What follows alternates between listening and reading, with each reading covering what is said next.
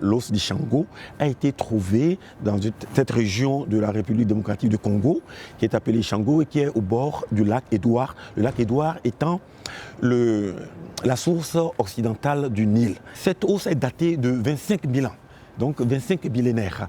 Et sur cet os sont gravées 3 séries de nombres.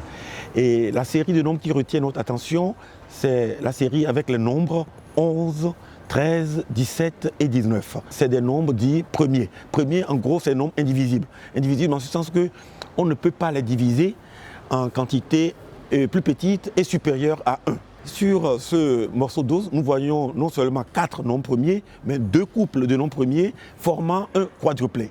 N'importe quel quadruplé de nombres premiers peut être obtenu à partir de celui inscrit sur l'os d'Ishango. D'une certaine manière, on peut dire que ce quadruplé qui est inscrit engendre tous les quadruplés imaginables.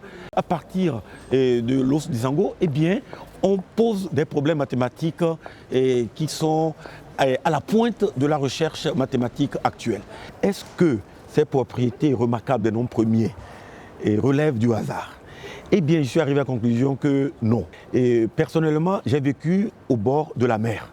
Et j'ai les souvenirs pleins d'images de pêcheurs qui partagent le butin. Et donc, quand le butin de la pêche est ramené, eh bien, les pêcheurs se partagent entre ceux qui ont contribué à la pêche.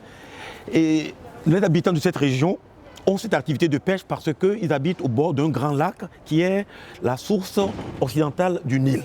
Donc, ils tombent nécessairement sur des quantités de poissons qui ne peuvent pas être divisées en des parties plus petites et supérieures à 1. Donc, on ne peut pas dénier à ces pêcheurs la connaissance pratique des nombres premiers.